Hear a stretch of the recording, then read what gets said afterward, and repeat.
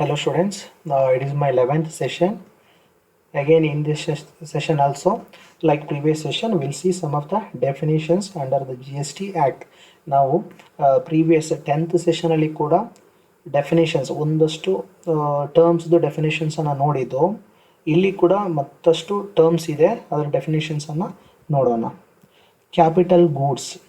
The definition of capital goods under revised GST law is given under section 2 subsection 19, which states that capital goods mean goods the value of which is capitalized in the books of accounts of the person claiming the credit and which are used or intended to be used in the course or furtherance of business. Capital goods are assets such as buildings, machinery, equipments, vehicles and tools that an organization uses to produce goods or services. So ಇಲ್ಲಿ capital goods ಅಂದರೆ ಏನು ಅಂದರೆ, ಯಾವುದೇ ಒಂದು ಗೂಡ್ಸನ್ನು ಮರು ಉತ್ಪಾದನೆ ಉದ್ದೇಶಕ್ಕೋಸ್ಕರ use ಮಾಡುವಂಥ ಗೂಡ್ಸನ್ನು ನಾವು ಕ್ಯಾಪಿಟಲ್ ಗೂಡ್ಸ್ ಅಂತ ಕರೀತೇವೆ. ಸೊ ಆ ಕ್ಯಾಪಿಟಲ್ ಗೂಡ್ಸ್ ಇಟ್ಕೊಂಡು ಬೇರೆ ವಸ್ತುವನ್ನು ಉತ್ಪಾದನೆ ಮಾಡ್ತೇವೆ. ಇಲ್ಲಿ ಎಕ್ಸಾಂಪಲ್ಸ್ ಏನೆಲ್ಲ ಇದೆ ಅಂದರೆ ನೋಡಿ, building, machinery, equipment, vehicles, tools, ಇದೆಲ್ಲ capital goods. Next, casual taxable person. As per section 2 subsection 20 of CGST Act 2017, a casual taxable person is a person who occasionally undertakes transactions involving supply of goods or services or both in the course or furtherance of business, whether as principal, agent or in any other capacity in a state or a union where he has no fixed place of business.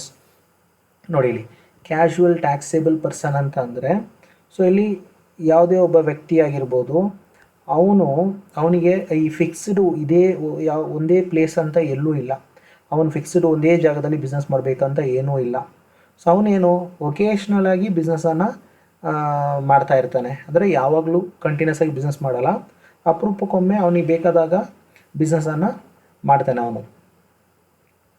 So ಇಲ್ಲಿ ನೋಡಿ, is a person who occasionally undertakes transactions involving supply of goods or services or both in the course furtherance of business, whether as principal, agent or in any other capacity. ಆತ ಏನು principal ಆಗಿ ಸಹ ಏನು business ಮಾಡ್ಬೋದು, ಅಥವಾ agent ಮುಖಾಂತರ business ಮಾಡಿಸ್ಬೋದು, ಅಥವಾ ಬೇರೆ ಯಾವುದೇ ರೂಪದಲ್ಲಿ ಆತ ಬಿಸ್ನೆಸ್ಸನ್ನು ಮಾಡ್ಬೋದು. ಸ್ಟೇಟಲ್ಲಿ ಮಾಡ್ಬೋದು ಅಥವಾ ಯೂನಿಯನ್ ಟೆರಿಟರಿಯಲ್ಲೂ ಮಾಡ್ಬೋದು, ಬಟ್ ಯಾವುದೇ ಆದಂಥ ಫಿಕ್ಸ್ಡ್ ಪ್ಲೇಸ್ ಇರುವುದಿಲ್ಲ.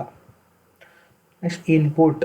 As per section 2 subsection 59 of the CGST Act 2017, the term input means any goods other than capital goods used or intended to be used by supplier in the course or furtherance of business. So ಇಲ್ಲಿ input ಅಂದರೆ supplier ಇರ್ತಾರಲ್ಲ, ಯೂಶ್ವಲಾಗಿ supplier ಅಂತಂದರೆ ಯಾವ ವ್ಯಕ್ತಿ sale ಮಾಡ್ತಾನೆ ಅವನನ್ನು supplier ಅಂತ ಕರಿತೇವೆ. ಆತ ಕ್ಯಾಪಿಟಲ್ ಗೂಡ್ಸನ್ನು ಹೊರತುಪಡಿಸಿ ಬೇರೆ ಯಾವುದೇ ಒಂದು ವಸ್ತುವನ್ನು ಅವನ ಬಿಸ್ನೆಸ್ಸಲ್ಲಿ ಯೂಸ್ ಮಾಡಿದರೆ, ಕ್ಯಾಪಿಟಲ್ ಗೂಡ್ಸನ್ನು ಹೊರತುಪಡಿಸಿ, ಈಗ ಫಾರ್ ಎಕ್ಸಾಂಪಲ್ ರಾ ಮೆಟೀರಿಯಲ್ಸ್, ಈಗ ಏನು ಅವನು ಫಿನಿಶ್ಡ್ ಗೂಡ್ಸನ್ನು ರಾ ಮೆಟೀರಿಯಲ್ಸನ್ನು ಪರ್ಚೇಸ್ ಮಾಡಿ ಅದನ್ನು ಫಿನಿಶ್ಡ್ ಗೂಡ್ಸ್ ಮಾಡಿ ಸೇಲ್ ಮಾಡಬೇಕಲ್ಲ, ಆ ರಾ ಮೆಟೀರಿಯಲ್ಸ್ ಏನಾತನು ತೊಗೊಂಡಿರ್ತಾನೆ ಬೇರೆ ಕಡೆಯಿಂದ, ಅದನ್ನು ನಾವು ಇನ್ಪುಟ್ ಅಂತ ಕರಿತೀವಿ. Next, input tax. As per section 2 subsection 62, input tax means the central tax, state tax, integrated tax or union territory tax charged on any supply of goods and services or both made to him, and includes integrated goods and service tax on import of goods, tax payable under the provision of subsection 3 subsection 4 of section 9, tax payable under the provision of subsection 3 section 4 of section 5 of integrated goods and service tax act, but does not include tax paid under the composition levy. So ಇಲ್ಲಿ input tax ಅಂದರೆ, ಈಗ suppliers ಇರ್ತಾರಲ್ಲ, suppliers ಅವರು ಯಾವುದೇ ವಸ್ತುವನ್ನು ಉತ್ಪಾದನೆ ಮಾಡಿ sale ಮಾಡೋದಕ್ಕಿಂತ ಮುಂಚೆ ಅವರು ಕಚ್ಚಾ ವಸ್ತುವನ್ನು ಬೇರೆ ಕಡೆಯಿಂದ ಪರ್ಚೇಸ್ ಮಾಡಿರ್ತಾರೆ, ಅಥವಾ ಬೇರೆ ದೇಶದಿಂದ ಇಂಡಿಯಾಕ್ಕೆ ತರಿಸಿರ್ತಾರೆ. ಬೇರೆ ಕಡೆಯಿಂದ ನಾವು ಪರ್ಚೇಸ್ ಮಾಡಿದಾಗ ನಾವು ಅವರಿಗೆ GSTಯನ್ನು ಕಟ್ಟಿರ್ತೇವೆ ಪರ್ಚೇಸ್ ಮಾಡೋತ್ತಿಗೆ. ಅಥವಾ ಬೇರೆ ದೇಶದಿಂದ ನಾವು ಏನು ರಾ ಮೆಟೀರಿಯಲನ್ನು ಇಂಡಿಯಾಕ್ಕೆ ತರಿಸ್ಕೊಂಡಾಗ ಅದಕ್ಕೆ GSTಯನ್ನು ಕಟ್ಟಿರ್ತೇವೆ. ಸೊ ಆ ಟ್ಯಾಕ್ಸನ್ನು ನಾವು ಇಲ್ಲಿ ಸಿದ್ಧ ವಸ್ತುವನ್ನಾಗಿ ಮಾಡಿ ಅದನ್ನು ಬೇರೆಯವರಿಗೆ ಸೇಲ್ ಮಾಡುವಾಗ ಗೂಡ್ಸನ್ನು, ಅವಾಗ ನಮಗೆ ಲಾಭ ಸಿಗುತ್ತೆ, ಪ್ಲಸ್ GST ಕೂಡ ಕಸ್ಟಮರ್ ಹತ್ರದಿಂದ ನಾವು ಕಲೆಕ್ಟ್ ಮಾಡ್ಕೋತೇವೆ. ಬಟ್ ಕಸ್ಟಮರ್ ಹತ್ರದಿಂದ ನಾವು ಕಲೆಕ್ಟ್ ಮಾಡಿದಂಥ GST ಅದು ನಮಗೆ ಅಲ್ಲ, ಅದನ್ನು ನಾವು ಗೌರ್ಮೆಂಟಿಗೆ ಕಟ್ಟಬೇಕಾಗುತ್ತೆ. ಬಟ್ ಇವಾಗ ನಾವು ಕಟ್ಟಬೇಕಾದಾಗ ಪೂರ್ತಿ ಹಣವನ್ನು ಗೌರ್ಮೆಂಟಿಗೆ ಕಟ್ಟಬೇಕು ಅಂತ ಏನಿಲ್ಲ. ಯಾಕಂದರೆ ನಾವು ಆ ವಸ್ತುವ ಆ ವಸ್ತುವನ್ನು ಕಚ್ಚಾ ವಸ್ತುವಾಗಿ ಖರೀದಿ ಮಾಡುವಾಗ, ಪರ್ಚೇಸ್ ಮಾಡುವಾಗ, ಆವಾಗ ಆಲ್ರೆಡಿ ನಾವು ಸ್ವಲ್ಪ ಟ್ಯಾಕ್ಸನ್ನು ಕಟ್ಟಿರ್ತೀವಿ.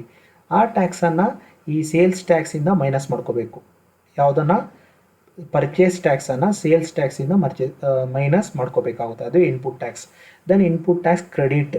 As per section 2 subsection 63 of the Central Goods and Service Tax Act 2017, the term input tax credit means the credit of input tax paid on inward supply. ಅದೇ ಇನ್ವರ್ಡ್ ಸಪ್ಲೈ ಅಂದರೆ ಈ ನಾವೀಗ purchase ಮಾಡಿರ್ತೀವಲ್ಲ ಬೇರೆಯವ್ರ ಹತ್ರದಿಂದ, supplier purchase ಮಾಡುವಾಗ ಈತ ಎಷ್ಟು ಟ್ಯಾಕ್ಸನ್ನು ಅವನಿಗೆ ಕಟ್ಟಿರ್ತಾನೆ ಅದನ್ನು ಇನ್ಪುಟ್ ಟ್ಯಾಕ್ಸ್ ಕ್ರೆಡಿಟ್ ಅಂತ ಕರಿತೇವೆ. Next job work. Job work means undertaking any treatment or process by person on goods belonging to another registered taxable person. Job work means undertaking any treatment or process by a person on goods belonging to another registered taxable person. ಇಲ್ಲಿ ನೋಡಿ, job work ಅಂದರೆ ಇವ್ರು ಏನು ಮಾಡ್ತಾರೆ ಅಂದರೆ ಈ ಬೇರೆಯವರಿಗೆ ಸಂಬಂಧಪಟ್ಟಂಥ ಕೆಲಸವನ್ನು ಇವರು ಮಾಡಿಕೊಡ್ತಾರೆ. ಈಗ ಫಾರ್ ಎಕ್ಸಾಂಪಲ್, ಈಗ ನಾನೊಬ್ಬ ರಿಜಿಸ್ಟರ್ಡ್ ಟ್ಯಾಕ್ಸೇಬಲ್ ಪರ್ಸನ್. ಈಗ ನನಗೆ ಒಂದಷ್ಟು ಕೆಲಸ ಆಗಬೇಕು, ಏನೋ ಒಂದು ಗೂಡ್ಸನ್ನು ಫಿನಿಷ್ ಮಾಡಬೇಕು. ಈಗ ಏನೋ ಫರ್ನಿಚರ್ ಬಿಸ್ನೆಸ್ ಮಾಡ್ತಾ ಇದ್ದಾನೆ, ಆ ಫರ್ನಿಚರ್ ಫಿನಿಷ್ ಮಾಡಿ ನನಗೆ ಕೊಡಬೇಕು. ಬಟ್ ನಾನೇನು ಮಾಡ್ತಾನೆ ಅಂದರೆ, ನಾನೇನೋ ಬ್ಯುಸಿ ಇದ್ದಾನೆ, ಯಾರೋ ಒಬ್ಬ ಕಾರ್ಪೆಂಟರ್ ಇದ್ದಾನೆ, ಜಾಬ್ ವರ್ಕರು, ಅವನಿಗೆ ಕೊಟ್ಬಿಡೋದು ನಾನು, ಇದನ್ನ ಫಿನಿಷ್ ಮಾಡಿ ಫೈನಲ್ ಪ್ರಾಡಕ್ಟಾಗಿ ಮಾಡಿ ನನಗೆ ಕೊಡು ಅಂತ. ಸೊ ಅವನು ನನ್ನ ಕೆಲಸವನ್ನು ಅವನು ಮಾಡಿಕೊಡ್ತಾನೆ, ಅವನನ್ನು ನಾವು ಜಾಬ್ ವರ್ಕ್ ಅಂತ ಕರಿತೀವಿ. Next works contract. Works contract has been defined in clause 119 of section 2 of CGST Act 2017, which says that works contract is a contract for building, construction, fabrication, completions, erection, installation, improvement, repair, maintenance and renovation etc.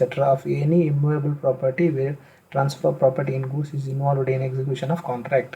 So ಇಲ್ಲಿ works contract ಅಂತ ಅಂದರೆ ಯಾವುದೇ immovable ಪ್ರಾಪರ್ಟಿಗೆ ಸಂಬಂಧಪಟ್ಟಂತಹ ಕೆಲಸ ಆಗಿರ್ಬೋದು. ಈಗ ಅಲ್ಲಿ ಕೆಳಗಡೆ ಕೊಟ್ಟಿದ್ದಾರೆ ನೋಡಿ ಏನೆಲ್ಲ ಕೆಲಸ ಅಂತ. ಬಿಲ್ಡಿಂಗ್ ಕನ್ಸ್ಟ್ರಕ್ಷನ್ ಇರ್ಬೋದು, fabrication, completion of erection, installation, improvement, repair, maintenance, ಈ ಥರದ ಯಾವುದೇ ಕೆಲಸವನ್ನು ಕೆಲಸಗಳಿಗೆ